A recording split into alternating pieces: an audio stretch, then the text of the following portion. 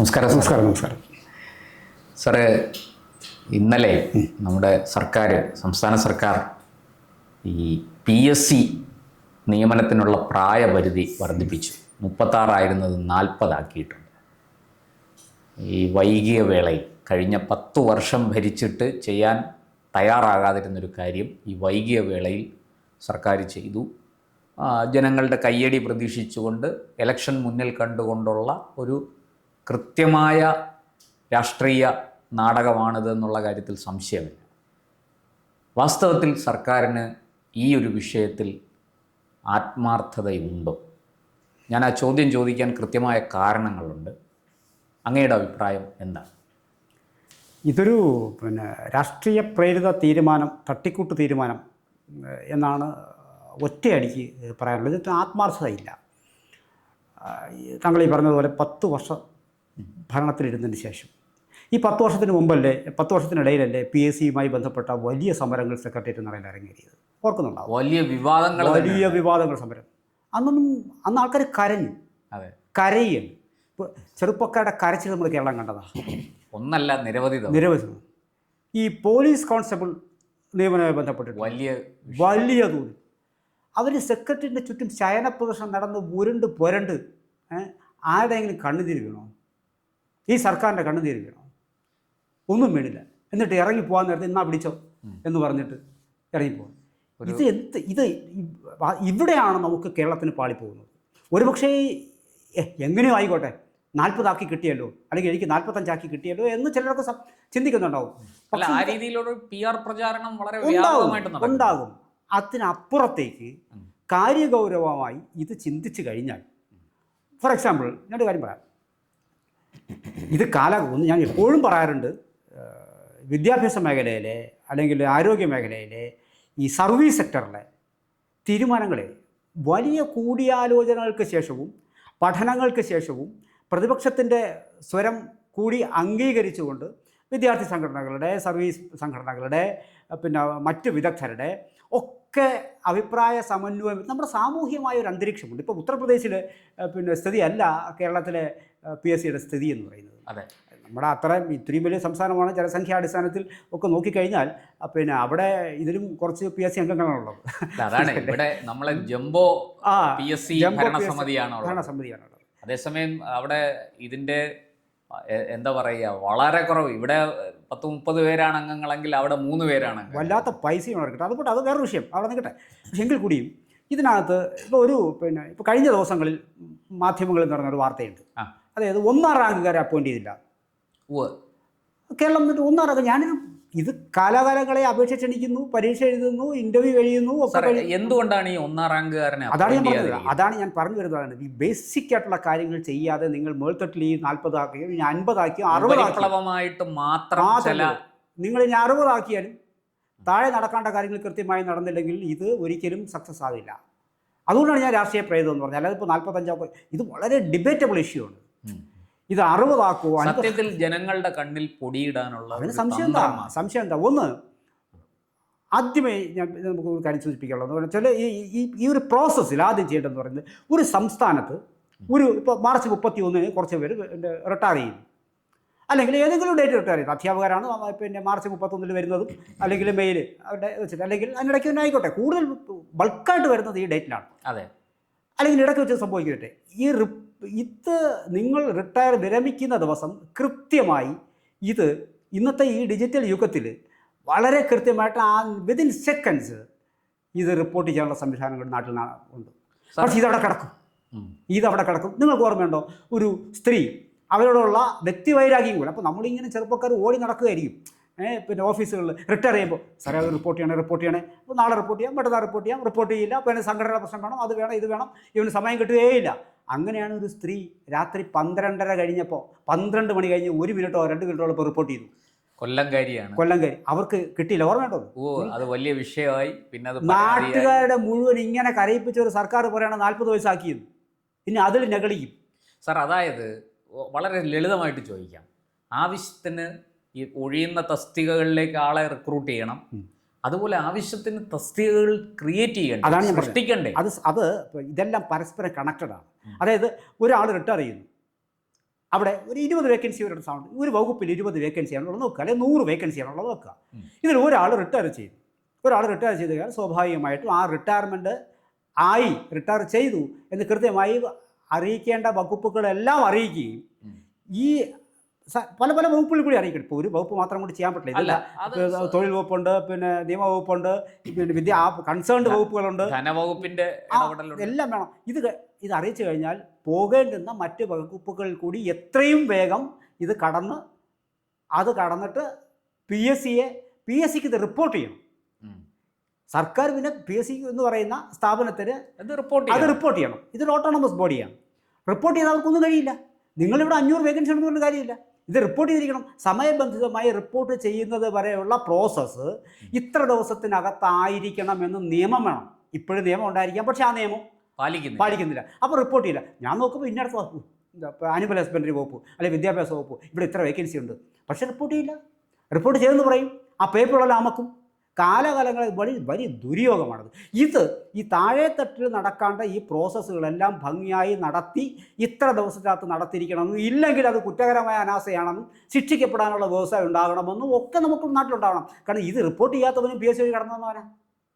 Report ചെയ്ത് കയറി കഴിഞ്ഞാൽ പിന്നെ അവൻ്റെ കാര്യം മാത്രമേ നോട്ടുള്ളൂ.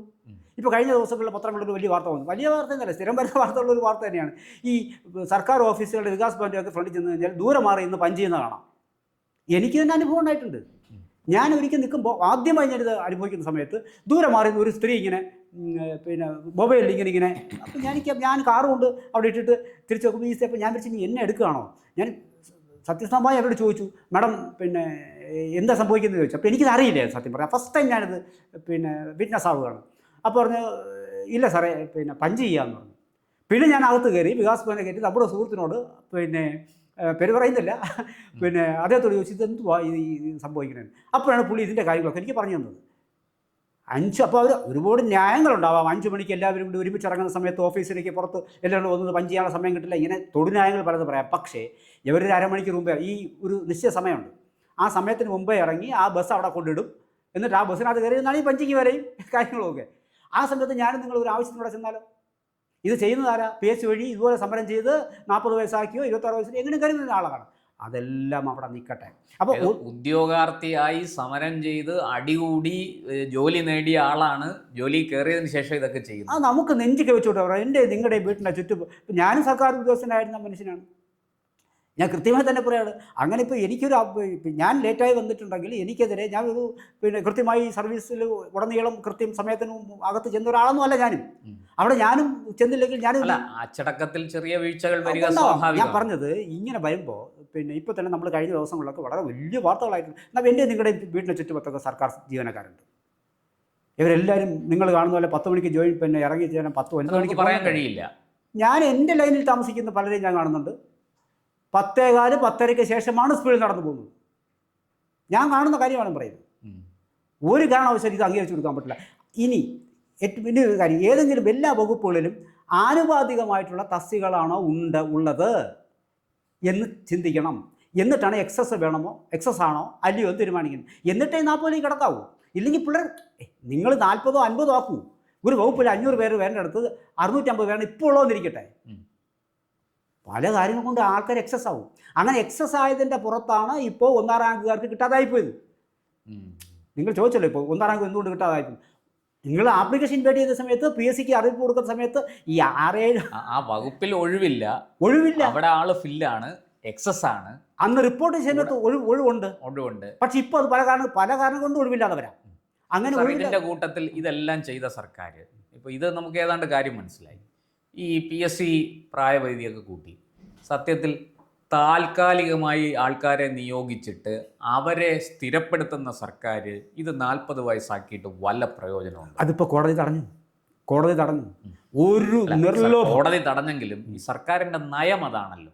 ഉറപ്പായി താൽക്കാലിക ജീവനക്കാരായിട്ട് എടുക്കുക, ഈ PSC നിയമനം മരവിപ്പിച്ച് നിർത്തുക എന്ന് വെച്ചാൽ അതിലൊന്നും ചെയ്യാതിരിക്കുക. അങ്ങ് പറഞ്ഞതുപോലെ ഒഴിവുകൾ കൃത്യമായി റിപ്പോർട്ട് ചെയ്യപ്പെട്ട് നേരെ ധനവകുപ്പിൻ്റെ അനുമതിയോടുകൂടി ഇത് PSCയിലേക്ക് വരണം. അങ്ങനെ വരാതെ ഇത് എവിടെയെങ്കിലുമൊക്കെ ഈ ഫയലുകൾ തടസ്സപ്പെടുത്തി വെച്ചിട്ട് അപ്പോൾ ആളെ ആവശ്യമുണ്ട് താൽക്കാലികമായിട്ട് എടുത്തോ. ധനവകുപ്പിൻ്റെ മാത്രമല്ല പല വകുപ്പുകളുടെ സംഭവങ്ങൾ ഇതിനകത്ത് ഉണ്ടാകും. ഒരു കൂട്ടായ്മ ഇതിനകത്ത് വേണ്ടി വരും. ആ കൂട്ടായ്മയിൽ എവിടെയെങ്കിലും ഒരിടത്ത് ഈ ഫയൽ പിടിച്ചു വെച്ചാൽ മതിയല്ലോ. അതാണ് പറഞ്ഞത്. ഇപ്പോൾ കഴിഞ്ഞ ഒരു മാസമായി മാധ്യമ വാർത്തകൾ ഭംഗിയായിട്ടുണ്ട്. സർവമാന വകുപ്പുകളിലും താത്കാലിക ജീവനക്കാരെ നിയമിക്കാനുള്ള സ്ഥിരപ്പെടുത്താനുള്ള വലിയ നടപടികൾ. അതാണ് ഇപ്പോൾ കോടതി തടഞ്ഞത്.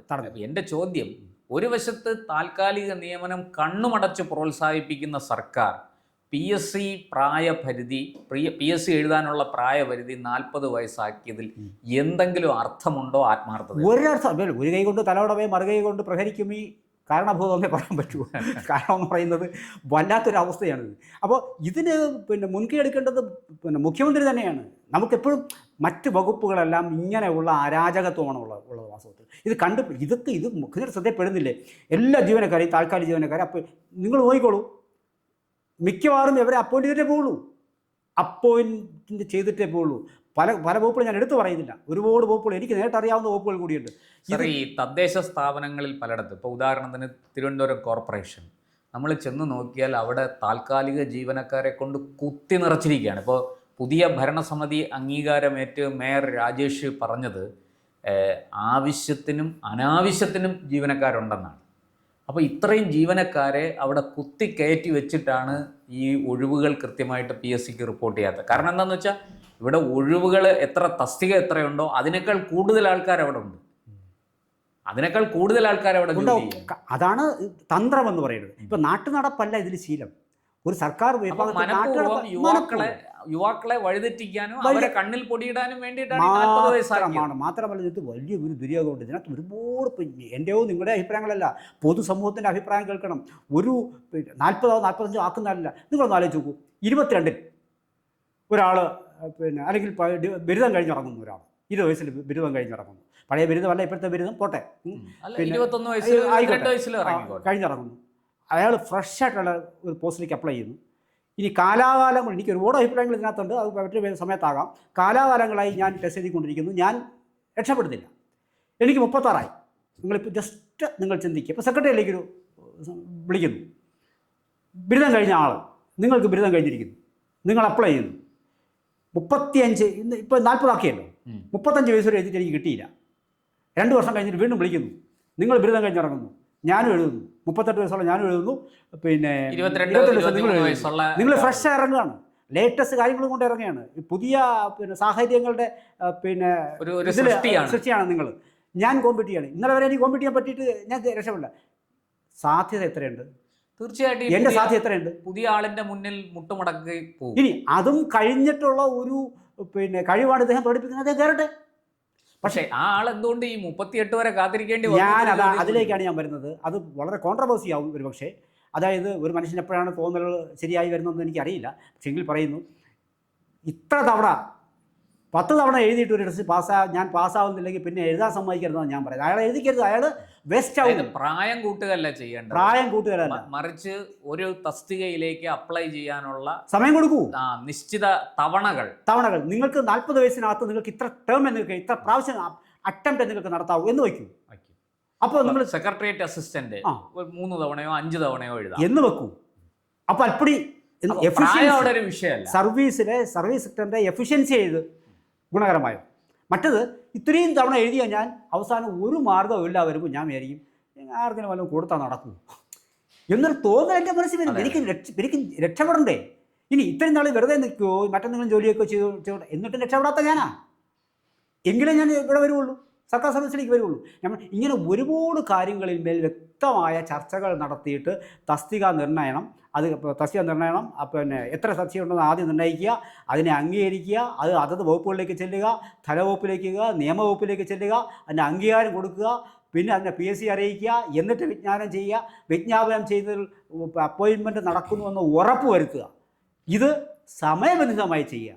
ഇത്രയും ചെയ്യാനുള്ള കാര്യങ്ങൾ ചെയ്യാതെ നിങ്ങൾ 40 50 60 ആക്കിയിട്ട് കാര്യമില്ല. ഗൂഢലക്ഷ്യങ്ങൾ വേറെ പലതുണ്ട്, അതാണ് നടക്കുന്നത്. എന്തായാലും ഇതൊരു ഇലക്ഷൻ സ്റ്റണ്ടാണ് എന്നുള്ള കാര്യത്തിൽ ഒരു തർക്കമില്ല. ഇത് വോട്ടർമാരെ പറ്റിക്കാൻ വേണ്ടിയിട്ടാണ്, ചെറുപ്പക്കാരെ കയ്യിലെടുക്കാൻ വേണ്ടിയിട്ടുള്ളൊരു തന്ത്രം മാത്രമാണ് എന്ന് പറയേണ്ടിയിരിക്കുന്നു. ഇനി വരും ദിവസങ്ങളിൽ ഇതിനേക്കാൾ വലിയ മാരകമായ ഗിമ്മിക്കുകൾ കേരളം പ്രതീക്ഷിക്കാം, കേരളം കാണേണ്ടി വരും. കൂടുതൽ വാർത്തകളും വിശേഷങ്ങളും നേരിട്ട് ലഭിക്കാൻ ജനങ്ങളിൽ നിന്ന് ജനങ്ങളിലേക്ക് ജനഭൂമി ന്യൂസ് സബ്സ്ക്രൈബ് ചെയ്യൂ. ബെൽ ബട്ടൺ അമർത്താനും മറക്കരുത്.